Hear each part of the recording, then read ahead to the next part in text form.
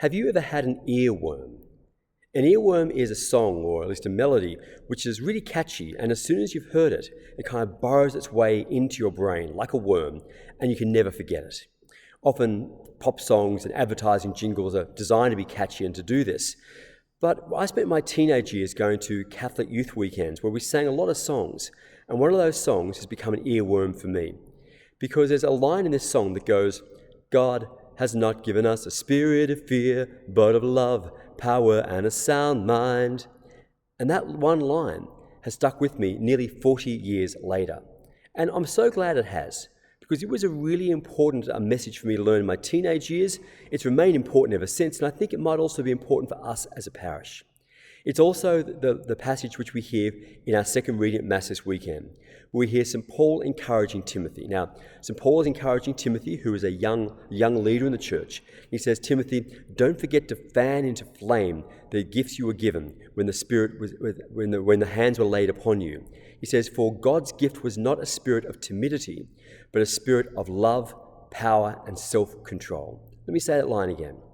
God's gift is not a spirit of timidity, but a gift of love, power, and self-control.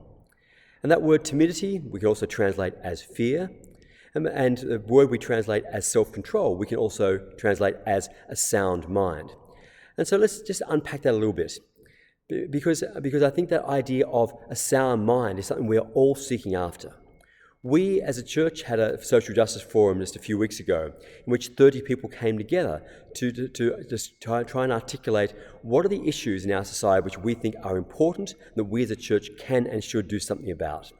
And far and away the most pressing issue that everyone named was mental health or mental ill health, which we know is such a widespread problem in our society these days. Now, mental health, it is a health problem. There are some times when there are medical solutions, medical treatments which are useful and which are needed when it gets severe. But before we get to that level, I think there's also spiritual solutions for the problem of mental ill health, which we as a church are well poised to help share with one another and with the wider world. So let's look at that passage once again. We begin by hearing that God's gift is not a spirit of timidity. Now think of the word timid or timidity. It sort of means to be sort of withdrawn, I think, and fearful, and kind of means that we are vulnerable and passive to all the pressing things of an unfriendly society happening to us from the outside. And that's to be timid, to kind of be vulnerable to all those things. But St. Paul tells us that God's gift is not that. God's gift is not a spirit of timidity or fear. Rather, God's gift is a spirit of love, power, and a sound mind, or self-control.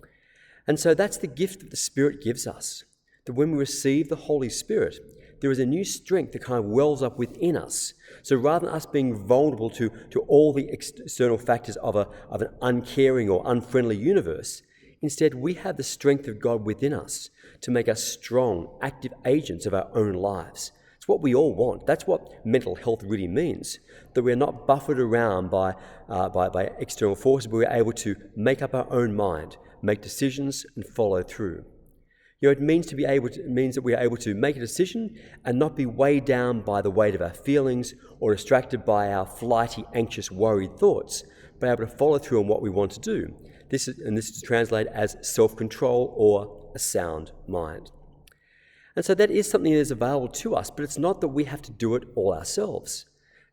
St. Paul tells us that God's gift is a spirit of love, power, and a sound mind. So it is the action of the Holy Spirit at work in us that gives us His capacity, that works against the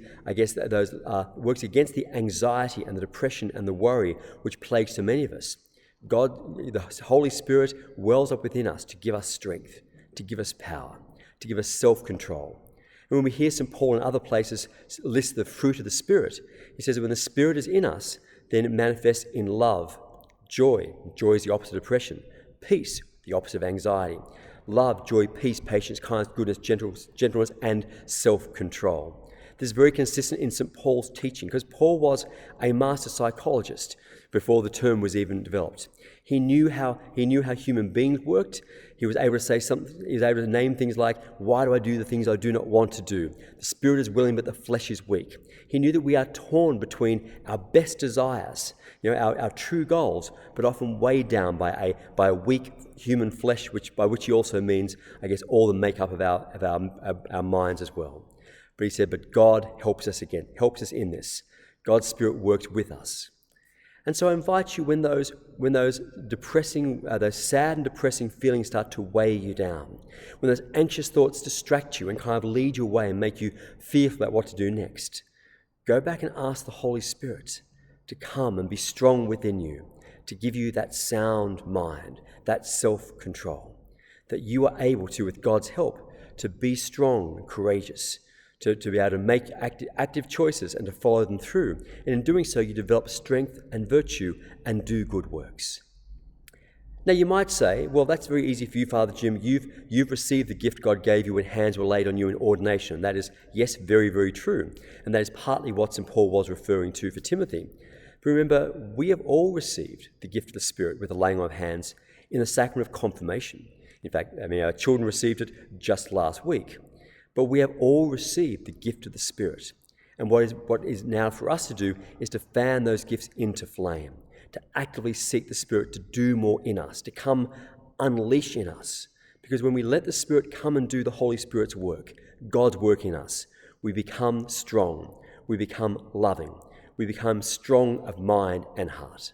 That is my hope and my prayer for you. I think as we move forward in the next few months, we as a parish will think, well, what else can we do in the mental health space? But I think we're going to start with just looking at what truth our church gives us. Because our spirituality, the fact we are connected to a loving God, is so much of the antidote against much of mental ill health. And what we do as church in terms of community, of being present to one another, of having routines and rituals of mass and sacraments and other things which help to hold us together, these things are also a part of the solution. There'll be other things we might be able to do too, but I think this is a great starting point. God has not given us a spirit of fear, but of love, power, and a sound mind.